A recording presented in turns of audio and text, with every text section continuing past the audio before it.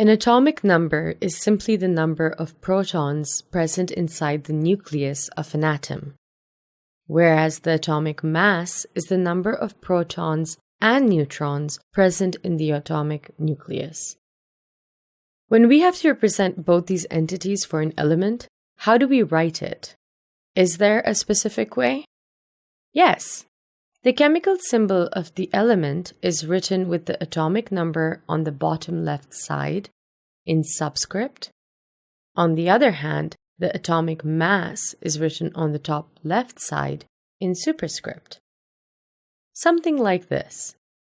The symbol of the element, its atomic number, and its atomic mass.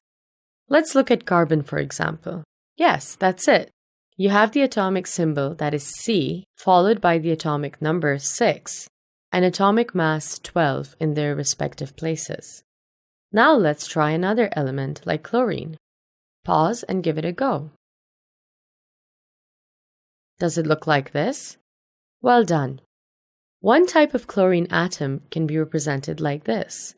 Why did I say one type of chlorine atom? Are there other types of chlorine atoms? Yes, some chlorine atoms have 20 neutrons instead of 18 in their nucleus. How do we show that? The same way. But we need to understand what these different types are. There are many cases where atoms of the same element exist in different forms. These forms are called isotopes. In simple words, isotopes are defined as the atoms of the same element having the same number of protons but different number of neutrons. So, in the case of chlorine, the atoms have 17 protons, but some of them have 18 neutrons, while there are others that have 20. These are the isotopic forms of chlorine. Another example is carbon with 3 isotopes.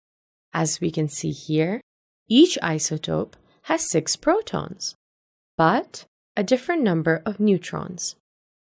One has 6, the other has 7, the last one has 8 neutrons, 14 respectively.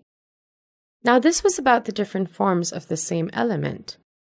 But what about atoms of 2 different elements that have the same atomic mass?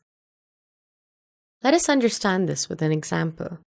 Let's take 5 different elements: sulfur, potassium, calcium, chlorine, and argon. Now, as you can see, in each case, the number of protons and neutrons are different. It's 16 and 24 here, 19 and 21 here, and so on. However, the total number of nucleons in each sum up to give us 40. Wait, what is a nucleon, you may ask? A nucleon is a proton or a neutron. Anything present in a nucleus of an atom is a nucleon. So the total number of nucleons in an atom is the sum of protons and neutrons. We can also say that the total number of nucleons in an atom is its atomic mass. I will repeat. The total number of nucleons, which is the sum of protons and neutrons, is also the atomic mass of an atom. Now, coming back to our example, there are 5 different atoms here with a different number of protons and neutrons. But the total number of nucleons in each is the same. This means that the atomic masses are the same. How? Let's do the math. One of the sulfur isotopes that we have taken as an example has 16 protons and 24 neutrons. So, the atomic mass of this isotope has to be 40. That's 16 plus 24. Next is the potassium isotope, having 19 protons and 21 neutrons. Add that up. What do we get? 40. Add up the remaining ones yourself. Did you get 40? Well done.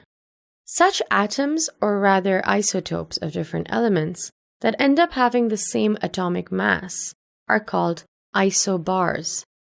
The term arises from the Greek words iso, meaning same, and baros, meaning weight. Remember, if we consider two isobars, the number of protons and number of neutrons in each case will be different, but the total number of nucleons, or the atomic mass, will be the same. So there you have it. We now know how to represent an atom with its atomic numbers and masses, and what isotopes and isobars are.